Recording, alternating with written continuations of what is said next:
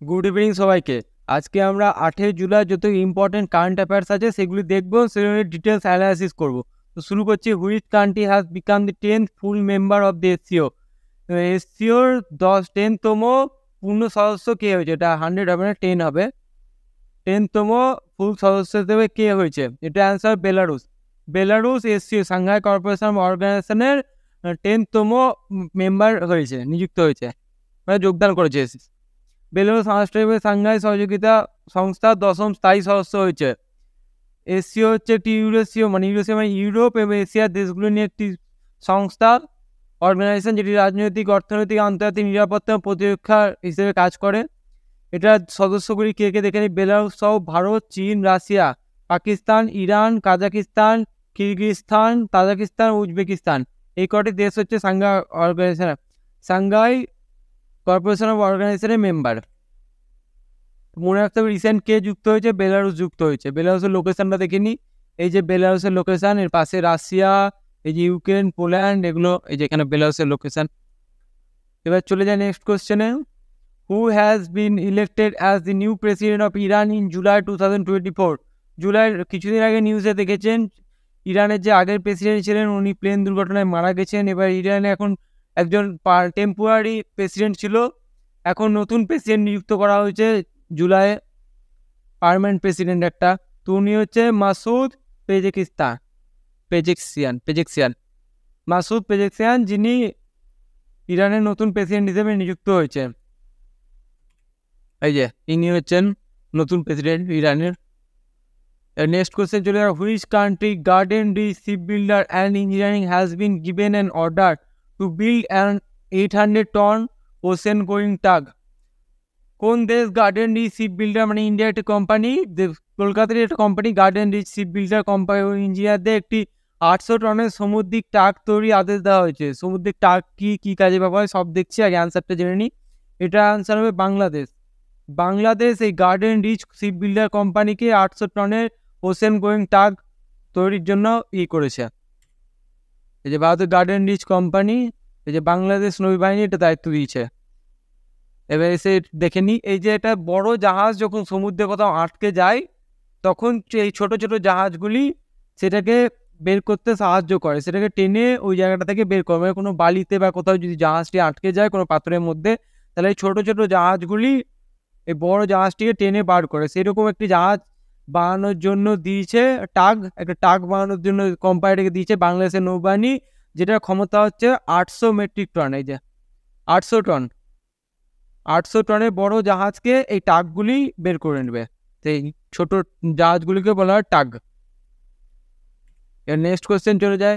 When was international cooperative day celebrated 2024? আন্তর্জাতিক সমবায় দিবস কবে পালিত হয়? এটার অ্যান্সার হচ্ছে 2024-এ 6 জুলাই পালিত হয়েছে, কিন্তু এটা প্রতি বছর জুলাই মাসের প্রথম শনিবার পালিত হয়। প্রতি বছর জুলাই মাসের প্রথম শনিবার আন্তর্জাতিক সমবায় দিবস পালিত হয়, কোঅপারেটিভ দিবস। এইবারের থিম হচ্ছে 2024-এর থিম হচ্ছে cooperatives building better A future for all. Cooperatives building a better future for all. এখান থেকে অনেক কটা কোশ্চেন আসতে পারে। ফার্স্ট কোশ্চেন আসতে পারে 2024 সালে কবে এই কোঅপারেটিভ ডেটা সেলিব্রেট করা হয়েছে? এটা আনসার হবে 6 জুলাই। প্রতি বছর কবে পালন করা? প্রতি বছর ফার্স্ট স্যাটারডে, মানে প্রতি বছর জুলাই মাসের প্রথম শনিবার এই দিনটি পালন করা হয়। এই বছর থিম কি 2024-এর এই ডে? এটা থিম হচ্ছে cooperative building a better future for all, এটা থিম। তবে নেক্সট কোশ্চেন চলে যায়। Which city is hosting the Durand Cup match for the first time? Durand Cup match প্রথমবারের জন্য কোন সিটি হোস্ট করবে? এটার অ্যান্সার হবে জামশেদপুর। জামশেদপুরে প্রথমবারের জন্য এই ডুরাং কাপ হোস্ট করা হবে।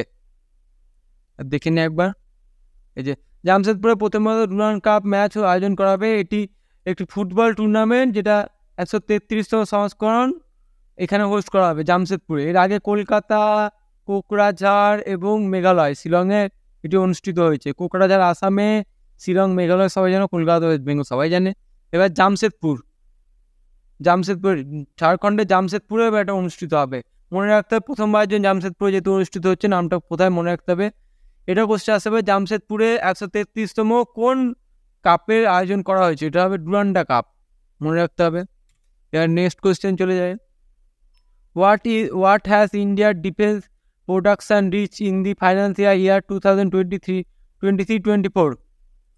2023-24 আর্থিক বছরে ভারতের প্রতিরক্ষা উৎপাদন কতে পৌঁছেছে? এটা অ্যান্সার হবে 1.27 লাখ কারোর। 1.27 লাখ কারোর আর্থিক বছরে ভারতের প্রতিরক্ষা মানে ডিফেন্সের প্রোডাকশন এটা হয়েছে।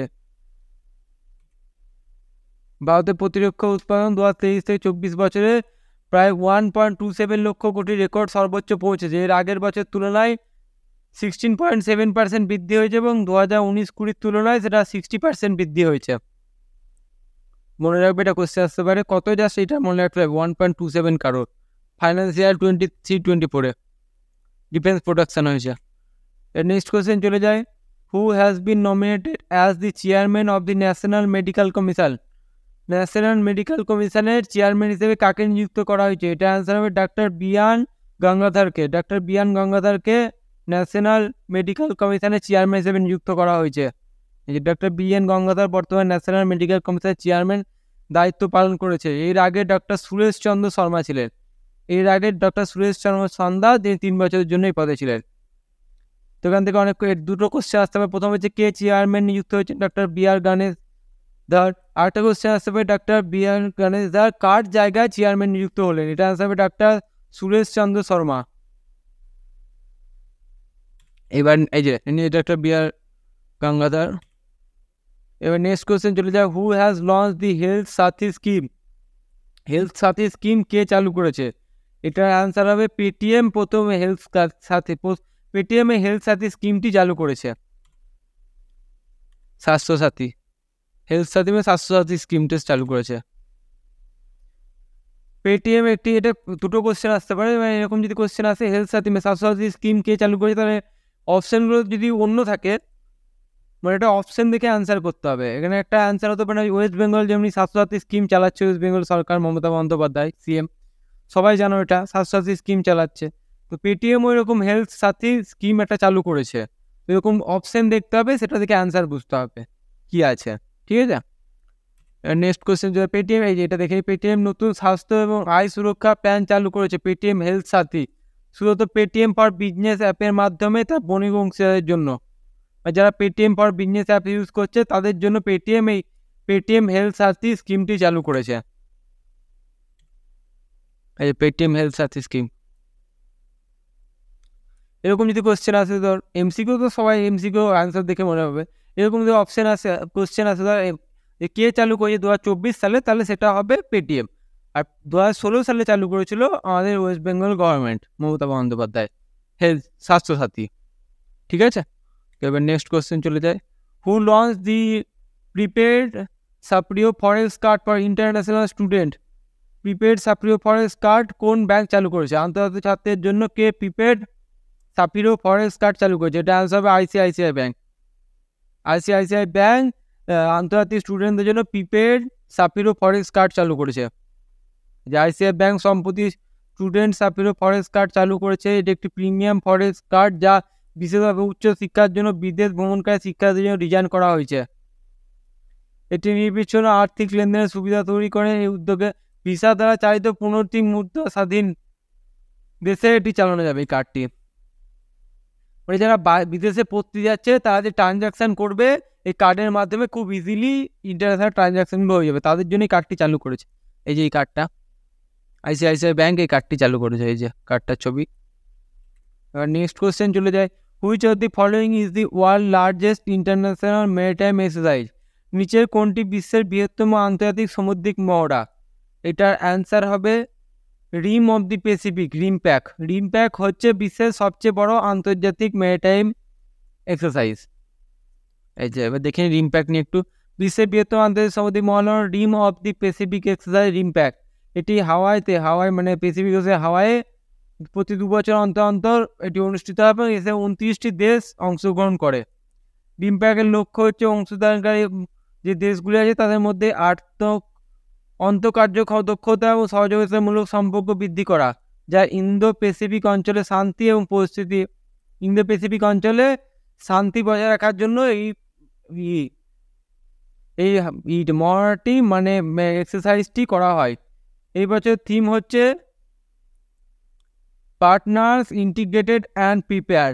তো এই একটা টপিক তো অনেক কটা কোশ্চেন আসতে পারে। প্রথম কোশ্চেন যে ওয়ার্ল্ডের সবচেয়ে বড় ইন্টারন্যাশনাল ম্যারিটাইম এক্সারসাইজ কোনটা, এটা আনসার হবে রিমপ্যাক। রিমপ্যাকের ফুল ফর্ম আসতে পারে, রিমপ্যাকের ফুল ফর্ম হচ্ছে রিম অফ দি প্যাসিফিক এক্সারসাইজ। এটা কোথায় অনুষ্ঠিত হয়, এটা হাওয়ায় অনুষ্ঠিত হয়। প্যাসিফিক ওশানে যে হাওয়াই আইল্যান্ড আছে ওখানে অনুষ্ঠিত হয়, প্রতি 2 বছর অন্তর অন্তর হয় এবং এতে 29টি দেশ অংশগ্রহণ করে। আরেকটা কোশ্চেন আসতে পারে, এটা 2024-এর থিম কি? থিম হচ্ছে পার্টনার ইন্টিগ্রেটেড অ্যান্ড প্রিপেয়ার, এটা 2024-এর থিম। তো একটা টপিক থেকে অনেক কটা কোশ্চেন আসতে পারে। আমি আমার পিডিএফটি আমার টেলিগ্রাম চ্যানেল এমরয় ক্লাসে দিয়ে দেবো, সেখান থেকে আপনারা নিয়ে নিতে পারেন। এই যে রিমপ্যাক মহড়া এক্সারসাইজ এই যে চলছে, কত সিট দেখতে পাচ্ছেন। নেক্সট কোশ্চেন চলে যায়, recently IUCN has classified which species of the elephant as endanger in the IUCN red list. সম্প্রতি IUCN কোন প্রজাতির হাতিকে IUCN এর লাল তালিকায় মানে রেড লিস্টে রেখেছে, এন্ডেঞ্জার বিপন্ন তালিকায়? এটা আনসার হবে সাভানা এলিফ্যান্ট। আফ্রিকান সাভানা এলিফ্যান্টকে এই বিপন্ন এন্ডেঞ্জার ইতে রেখেছে IUCN। আফ্রিকান বন হাতি, এটা দেখে নিয়েছে। আফ্রিকান ফরেস্ট এলিফ্যান্টকে রেখেছে ক্রিটিক্যালি এন্ডেঞ্জারের, আর আফ্রিকান সাভানা এলিফ্যান্টকে রেখেছে এন্ডেঞ্জারের লিস্টে। IUCN রেড লিস্টে এন্ডেঞ্জার রেখেছে আফ্রিকান সাভানা। এখানে দুটো কোশ্চেন আসতে পারে। এই যে আফ্রিকান ফরেস্ট এলিফ্যান্টকে IUCN রেড লিস্টে কোন ক্যাটাগরিতে রাখা হয়েছে, এটা আনসার হবে ক্রিটিক্যালি এন্ডেঞ্জার ক্যাটাগরিতে। আর আফ্রিকান সাভানা এলিফ্যান্টকে এন্ডেঞ্জার ক্যাটাগরিতে রাখা হয়েছে। এই যে এটা হচ্ছে আফ্রিকান ফরেস্ট এলিফ্যান্ট, আর এটা হচ্ছে African savanna elephant. Next question চলে যায়, in which state in Ahom Maidan located? এই আহোম ময়দানটি ভারতের কোন রাজ্যে অবস্থিত? এটার অ্যান্সার হবে আসাম। আসামে, ভারতের আসামে এই আহোম ময়দানটি অবস্থিত। দেখে নিই এটা কি। এই যে প্রথমে ছবিটা দেখে নিই, তারপরে পড়ছি আমরা এটা নিয়ে। এই যে এটা হচ্ছে আহোম ময়দান। এটা রিসেন্টলি IUCN এর ক্যাটাগরি ইউনেস্কো ওয়ার্ল্ড হেরিটেজ সাইটে এসছে, ওই জন্য এটি নিউজে এসছে। আহোম ময়দান নামে পরিচিত আহোম রাজবংশের এটা একটা সমাধি। Ahom Moidam known as Moidam or royal burial ground of the Ahom dynasty. Ahom dynasty এটা সমাধিটা রাজকীয় সমাধিক্ষেত্র, এটি আসাম রাজ্যে অবস্থিত। আহোম ময়দান শিরোনাম হচ্ছে কারণ তার রিসেন্ট নিউজে এসছে, কারণ ইউনেস্কো ওয়ার্ল্ড হেরিটেজ সাইটে মর্যাদা পেয়েছে। তো এটা খুব ইম্পর্টেন্ট, ওয়ার্ল্ড হেরিটেজ সাইটে যেহেতু এটা মর্যাদা পেয়েছে সেটা কোশ্চেন আসতেই পারে। আহোম ময়দান আসামে কোথায় অবস্থিত? এই না, ভারতের কোন রাজ্যে অবস্থিত? এটা আনসার হবে আসামে অবস্থিত। আর একটা কোশ্চেন আসতে পারে, আসামে রিসেন্টলি কোন লোকেশানটি, হিস্টোরিক্যাল লোকেশানটি ইউনেস্কো ওয়ার্ল্ড হেরিটেজ সাইটে তকমা পেয়েছে? এটা হবে আহোম ময়দান, মনে রাখবে। এবার নেক্সট কোয়েশ্চেন চলে যায় ছবি। Next question, recently which organisation announce the new world soil health index at the international conference on soil? সম্প্রতি কোন সংস্থা মৃত্তিকা সম্পর্কিত আন্তর্জাতিক সম্মেলনে নতুন বিশ্ব মৃত্তিকা স্বাস্থ্য সূচক ঘোষণা করেছে? এটা ইউনেস্কো। ইউনেস্কো এই যে world soil health index report বার করেছে, দেখে নি এটা। ইউনেস্কো অ্যানাউন্স, এই যে মরক্কোতে একটি অনুষ্ঠানে মাটির উপর আন্তর্জাতিক সম্মেলনের সময় ইউনেস্কো নতুন বিশ্ব মৃত্তিকা স্বাস্থ্যসূচক ঘোষণা করেছে। এর সূচির লক্ষ্য বিভিন্ন অঞ্চল বাস্তুতন্ত্র জুড়ে মাটির গুণমান পরীক্ষা করা। এটি মাটির স্বাস্থ্য অবনতি উন্নতির প্রবণতা চিহ্নিত করে, মানে ইন্ডেক্সটি মাটির খারাপ আছে না ভালো আছে সেটা নির্ভর করে। বাস্তুতন্ত্র, জীববৈচিত্র্য বজায় রাখা, জলবায়ু নিয়ন্ত্রণ, খাদ্য উৎপাদন ও পানি মানে জলের বিশুদ্ধিকরণের জন্য স্বাস্থ্যকর মাটি অত্যন্ত গুরুত্বপূর্ণ, এটা মনে রাখতে হবে সবাইকে। এই জন্য ইউনেস্কো এটা বার করেছে। ইন্টারন্যাশনাল কনফারেন্সে এটা soil health index, world soil health index বার করেছে ইউনেস্কো। এটা থেকে বোঝা যাবে মাটি ভালো আছে না খারাপ আছে। মাটির গুরুত্ব সবাই জানোই। তো next question, DRDO successfully tested Rudram one missile. What is the true about Rudram one missile? Rudram one missile কোন টাইপের মিসাইল? এটার অ্যান্সার হবে air to surface missile. Rudram one হচ্ছে এয়ার টু সারফেস মিসাইল। এই যে এটা হচ্ছে ইন্ডিয়ার first indigenous anti radiation missile. First ইন্ডিয়ার অ্যান্টি রেডিয়েশন মিসাইল, এখান থেকে অনেক কটা টপিক কোয়েশ্চেন আসতে পারে। India first indigenous anti radiation missile কোনটা? এটা অ্যান্সার হবে রুদ্রাম-1। তারপরে কোশ্চেন, রুদ্রাম-1 কোন টাইপের মিসাইল? এটা হবে air to surface missile. Rudram one কে এটা করেছে, ডেভেলপ করেছে? এটা হবে DRDO। Defence research and development organisation ডিআরডিওটি ডেভেলপ করেছে। এটার রেঞ্জ কত? 150 কিলোমিটার অব্দি এটা রেঞ্জ। এই যে এটার ছবি, এটা রুদ্দাম-1, এটার ছবি, এই যে মিসাইলটা রুদ্দাম-1। এবার নেক্সট কোয়েশ্চেন চলে যায়, Sampoorna Abhiyan has been launch by which organisation of India? Sampoorna অভিযানটি কোন সংস্থা বা অর্গানাইজেশন বার করেছে? তাহলে হবে নীতি আয়োগ। নীতি আয়োগ এই সম্পূর্ণ অভিযানটি বার করেছে। এই যে নীতি আয়োগ সম্প্রতি সম্পূর্ণ অভিযান চালু করেছে। এটি দেশবাসী প্রচারবিন 100 উচ্চাঙ্কি জেলা এবং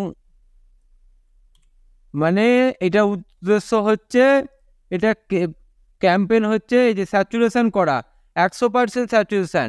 এই 112টি ডিস্ট্রিক্টে, অ্যাসপিরেশন ডিস্ট্রিক্টে 500টা ব্লকে 100% স্যাচুরেশন করা, মানে পলিউশন ফ্রি করা, স্যাচুরেট ভালোভাবে করা, এটাই নীতি আয়োগের উদ্দেশ্য। এর নাম হচ্ছে সম্পূর্ণ অভিযান। এখান থেকে অনেক কটা কোশ্চেন আসতে হবে। সম্পূর্ণ অভিযান কোন অর্গানাইজেশন চালু করেছে? এটা হবে নীতি আয়োগ। নীতি আয়োগ সম্পূর্ণ অভিযানটি কেন চালু করেছে? এটা হবে 100% স্যাচুরেশন করার জন্য। এই 12টি ডিস্ট্রিক্ট এবং 500টি ব্লকের 100% স্যাচুরেশন করার জন্য এই ক্যাম্পেইনটি চালিয়েছে। তো আজকের মতো এইটুকুই। আমরা আবার কালকে নতুন ভিডিও নিয়ে দেখা করছি। ভিডিওটি ভালো লাগলে লাইক করে দেবে, চ্যানেলটিকে সাবস্ক্রাইব করে দেবে। আজকের মতো